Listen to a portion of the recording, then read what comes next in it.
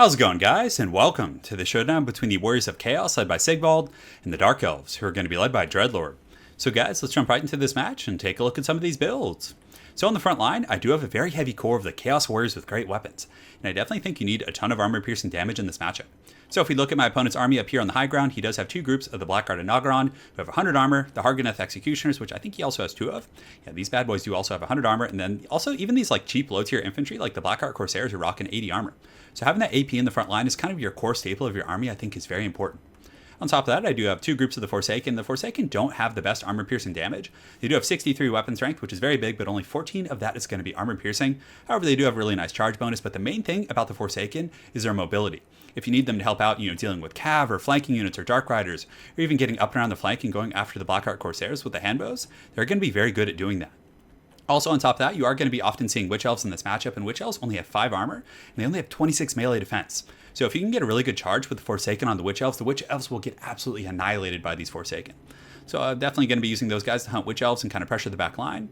On top of that, I think SIGVALD is going to be one of the more optimal choices. Although my opponent did a little bit of mind games action on me, I was really kind of nervous about bringing Kolek in this matchup because, Kolek's a very big target, and he does have 100 armor, so against like High Elves and factions that don't have the best AP missiles, Kolek can be a very good choice.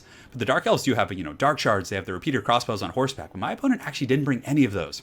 Granted, Kolek would have a little bit of trouble against the Blackguard as well as the Witch Elves, but I still think, had I known what my opponent's build was, Kolek would have been a very good choice. But traditionally speaking, SIGVALD is a very safe bet. And if they have Malekith on a dragon, really good sniping potential with Soul Stealer and, that heavy AP of the Black Dragon, I think SIGVALD is going to be the most durable. He has a shield so he can take the missile attacks, pretty good melee defense, charge defense against all, and he's dirt cheap on top of that. So when, getting SIGVALD allows you to get this very expensive backline of Chaos Knights. So I have two groups of the Chaos Knights with lances, and the Chaos Knights are one of the most elite cav in the game. They're basically mounted chosen. These guys can definitely run over the Dark Riders, or not Dark Riders, what are those guys? The Cold on Spear Riders, which are the anti-large cav of the Dark Elves, and they just do a ton of damage. I mean, even if you just ramrod them into some of these Blackguard Corsairs or the Harganeth Executioners, they'll do some serious work. So I have one group here with some Poison Hounds. I have another group of Chaos Knights over here on the far side, and two additional groups of the Hounds. So for my opponent's army, two groups of Blackguard Corsairs, a couple groups of the Blackguard and Nagaron, which I like quite a bit. These guys are very good answer against Shaggoths, and honestly, they have good enough stats that they can stand and trade with Chaos Warriors and probably even Chosen. Granted, Chosen, I think, with great weapons would obviously beat them 1-1, but they would hold their own. So he has a couple groups of Blackguard and Nagaron, two groups of the Harganeth Executioners, a couple Witch Elves, which are a staple, really good at taunting the very expensive Chaos Lords, like had I brought Kolek, for example. And yeah, I think that's pretty much it. He actually decided to bring a Dreadlord on a crossbow, so he's going very wide. And you see, by getting a dirt cheap Lord like this, he was able to get a ton of really expensive elite infantry. And I think as far as his caster goes, he does have one lurking in the shadows here. It is a shadow caster, so he does have the Penumbral Pendulum, which is a really fun ability. On top of that, he has Enfeebling Foe, negative 27 melee defense and 26 melee attack, and then also Melkoth's Mystifying Miasma, which is really good against Chaos Knights. So guys, without further ado, let's get this show on the road. So right here, you can see I was using my Deathcaster, and Death is also really good against, pretty much any of the Elf factions except the Wood Elves. Like, if you're using it against the Blackguard, it's going to be very cost-effective against Harganeth Executioners. It's also very good against High Elves like Swordmasters of Hoth. I would definitely recommend it if you're really looking for, a competitive build. So my Deathcaster gets a really nice Fade of Being on these guys, and look how much damage that does. I mean, Blackguard are extremely expensive. I think they're like 13 or 1400. And the fact that you're able to essentially chunk out half their life with one spell is taking away 700 gold from your opponent. So right now, you can see my opponent's getting a little bit of harassed with his hand crossbow. This guy's just sitting here and just darting some of my Chaos Warriors, or actually the Forsaken up here on the high ground. And he's actually taken out quite a few of those guys. Yeah, it looks like he killed 3 or 4 of those Forsaken. So I actually did charge into the forest here. I was a little bit brazen. I didn't see all these units hiding, so I thought he had an open flank. So you can see my Hounds get caught by that, not Penumbral Pendulum, but the Melkoth's Mystifying Miasma. I was trying to slip around here, but my opponent does catch me with those guys. And then since the Witch Elves do taunt, I get caught. Thankfully, I'm able to get these Chaos Knights out so I don't take too many casualties, but very, very well played by my opponent there. In the meantime, I am charging my Hounds in the front line, and I actually do catch some of his Blackguard Corsairs, so you can see they're going to get feasted on by the Hounds a little bit. What's cool about Blackguard Corsairs compared to normal missile units is they do have 80 armor, so they're really good in melee. They could honestly probably beat these Hounds. So I get a pretty nice little engagement there. I do also have some Hounds parked around the back of my opponent's army, and my Chaos Knights are going to do a bit of a shock charge here, but as soon as I get in there, I'm just going to pull back because he does have the Blackguard and Nagaron. So my opponent does have the high ground, which is a little bit tough, so I'm going to be having to charge uphill. You can see my Chaos Warriors are going to be fighting with the Hounds, and hopefully they'll be able to cut through these very injured Blackguard here. On the low ground here, you can see these Chaos Warriors with great weapons, and also some of the Chaos Knights are just going to be crushing these Hargoneth Executioners. So you can see these guys took massive shock damage, because what I did is I engaged the Chaos Warriors, and then with the Chaos Knights from the high ground up here, I pulled them back down and did a rear charge on these Hargoneth Executioners, which just buried them. But on that same note, my opponent gets a really good Penumbral Pendulum right here. You can see the aftermath, just devastating my Chaos Warriors. Very well played by my opponent there. And I do drop into their Fated unit right here on these black cards, so just trying to take out his very expensive units. On the far side, I tried to flank with some Forsaken, but my opponent did actually catch me with a couple Witch Elves that I didn't see. And he's able to taunt these guys, and they're basically going to get massacred by these black guard. Forsaken do not have the armor piercing to deal with this, especially with the Sorcerers helping out. So in the main fight, though, it's going pretty well. You can see the Hargoneth Executioners are just getting overrun by these, like, the density of these Chaos Forces. These Chaos Knights are just really running them over, but my opponent's backline is still relatively secure, although my Chaos Hounds are just kind of chasing down these Black Arc Corsairs with the cannon bows right here, so my opponent probably wants to take them off the skirmish mode, because I think they're in skirmish mode, so they're not like standing and fighting, they're just running, which is, allowing them to be dragged down.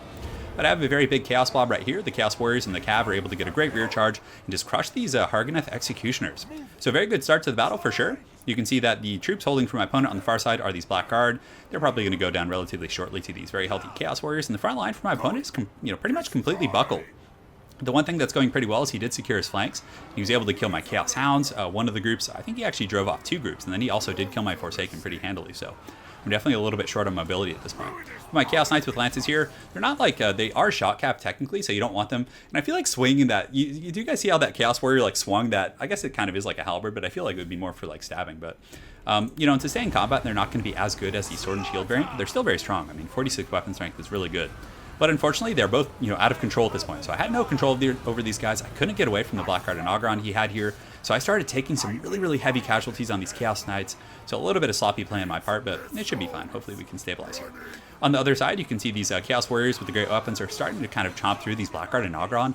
But still, man, these guys are really durable. I mean, 48 melee defense and 45 melee attack is so much better in terms of the just, combat stats. And they also have higher weapon strength. But again, they are one of the more elite units. If I had chosen, it would be, relatively even battle there. So where's Prince Sigvald? I haven't seen him this entire time. It looks like my opponent's Dreadlord here in the back is helping to fend off some of these hounds. And I did get some Forsaken into the cookie jar, so the Forsaken should do a really good job against the Black Arcs. Because the Black Arcs, what is their melee defense? It looks like it's 24 compared to the 40 melee attack of these Forsaken, but again, they don't have Frenzy anymore, and I'm not sure. Does Frenzy give melee attack? I can't quite remember. Yes, it does. It gives +8. So they're going to be a little bit weaker now that they've taken a lot of damage. In the main fight, though, it's a very even fight. You can see Prince Sigvald is giving me a really nice battlefield presence. He's kind of just cleaving some of these Witch Elves, and that's why I really like him. He's a great battlefield commander. Like, if you want someone that's just going to anchor your army, Sigvald is a very good choice because he's incredibly tough to snipe. Even if someone's like Spirit Leeching him and, going after him with dragons, he still just seems to kind of endure, and he has that really good healing from the Auric armor. So in the main fight, you can see the Witch Elves are starting to get pushed back, and, that's going to be nice because I'll then have control over my troops again. He does have this Shadowcaster right here who's in pretty good shape, but the Chaos Knights are also running a little bit rampant back here. You can see they're going to be charging through the forest. There's only 16 of them, but nonetheless, it should do some pretty good damage against these Black Arc Corsairs. And let's see what else I got in reserve. So I do have my Deathcaster over here who's a little bit low. Looks like my opponent is going to be pathing something after my Deathcaster. I did see that order get issued there. It's probably his Dreadlord. But Sigvald and the boys are cleaning up that front line. The bounce of power is starting to come into my favor just a bit, but this is an incredibly close game. It's 162 models for myself and 168 for my opponent, just down to the wire. But this was a really nice catch for me. Sigvald being able to catch this caster and just, probably break it off the battlefield, if not, drive it away, is going to be very good for me. And Sigvald is, kind of fast. He has 40 movement speed compared to the 36 of the Sorceress. And you can see the Chaos Knights are doing some pretty good work, but my opponent does have some rallying troops. These Hargoneth Executioners, 28 models of them will definitely be able to kill my Chaos Knights, who, yeah, they're shattered. There's only 2 of them now. And also, he did do some pretty good damage against my Chaos Sorcerers. I'm not sure how he did that. Perhaps some of that did come from me using the Forbidden Rod, which augments his Winds of Magic, but it also hurts him. So a bit of a mistake on my part, but very well played by my opponent, like keeping that presence of mind to chase this guy down. I think it was actually from these Black Arc Corsairs with the handbows right here, but his Dreadlord's still in really good shape, and he's kind of just sitting here with his crossbow. And what's cool about the Dreadlord crossbow is he's very good at just sitting and working down a lord over the course of a long game. It's not going to be like super impactful, like, wow, my lord just got sniped. It's kind of like just slow and steady. Like, he's just been shooting at Sigvald and, my other heroic units, and, 334 weapon strength on that bow with a very good armor piercing proportions. So if we look at the battle right now, it's pretty wild. I mean, most of my troops here on the outskirts are very tattered. You can see I have 16 Chaos Warriors here.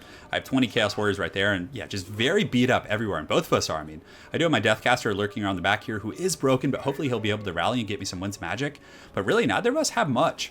But I would say right now, if it's going to be favoring anyone, it's going to be my opponent, because he does have this Dreadlord with the crossbow, and he has a ton of ammo left. So he can just kind of ride around and pick off these very tattered groups of troops with the crossbow, and it's going to be pretty much impossible for me to catch him with SIGVALD. And if SIGVALD does get surrounded by these Harganeth Executioners, as well as these, Blackguard, he's not the best at like taking out large groups. He's, as the tooltip infers, he is a duelist, so that's going to be a specialty. He's not going to be great at killing these large numbers of troops. So we'll go ahead and fast forward a little bit as there is some chasing. So you can see my troops up in the high ground are kind of just wallowing around, trying to find a target. I do get an engagement here, and you can see my Chaos Marauders are actually able to chase off these Blackguard and Ogrons. So the Chaos Marauders have 35 speed. How fast are the Dark Elf Infantry? So 31 on those very heavily armored ones. The Blackguard Corsairs are very quick. So I literally have nothing on the battlefield that can catch these handbows, except SIGVALD. I mean, he has the same speed, so he's not going to be able to do great. And you can see I'm getting kited and just kind of picked off by these handbows. I just can't quite get my paws on him. Some of these Blackguard do rally right here, which is going to be bad, because they're probably going to be able to drive off my Marauders, who are very low tier troops. And then also these handbows right here are going to be able to kind of, scoot and shoot, as they say in the RTS world. Up in the high ground, I do get a decent little surround on his Dreadlord, so I'm getting some damage in on this guy, which is nice, but he should be able to win. These guys are wavering. They have -8 leadership right now. And there's also a ton of Dark Elf troops rallying here. So you can see the Blackguard are coming back, these 18 Harganeth Executioners, and also some Witch Elves. So the Witch Elves are going to be one of the biggest issues. If they can taunt down my high targets, high value targets, he's going to be able to do as he pleases. So my Deathcaster in one last attempt right here is able to come in and get a Spirit Leech on his caster, on his Lord, which is really, really good. It's going to do maybe 300, 400, 500 damage, which is going to be very useful, but I'm going to have to kind of scurry away right now. I'm a little bit trapped because he has these handbows on the low ground. So I was like, all right, maybe I can squeak in and out and get out of here, but I'm definitely going to be taking some of that fire.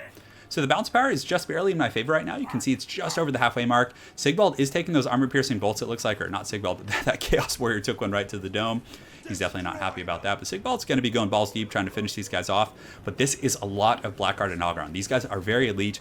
And even with SIGVALD's presence, I don't know if I'm going to be able to have enough stopping power to get through that 50 melee defense on these guys.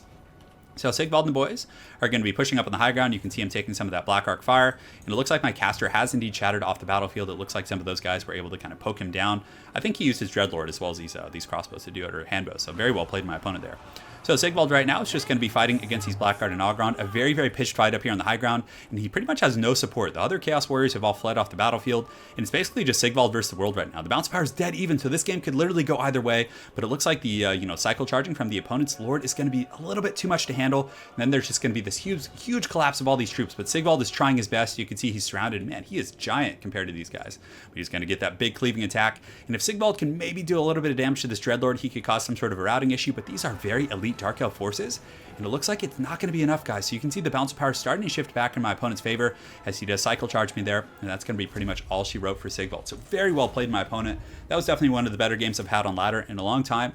Mistakes were made on both sides. Like, for example, I let my hounds get caught really early. I had some of my really high value units get caught by those Witch Elves in the beginning, which basically just made my Chaos Knights get mowed down. Had I been a little bit more cautious with the Chaos Knights and cycle charge and stayed away from the Witch Elves and had that presence of mind, it could have been a very different game.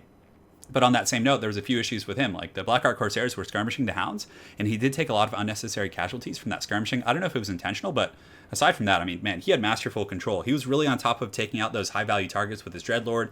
Also, he had a really nice pendulum in the beginning, which did a ton of damage against my Chaos Warriors. I didn't get a chance to show you guys, but it was a really good game. So, very well played, my opponent, Morgan Gratt. Look forward to running into you again on ladder. And guys, have an excellent night and take care.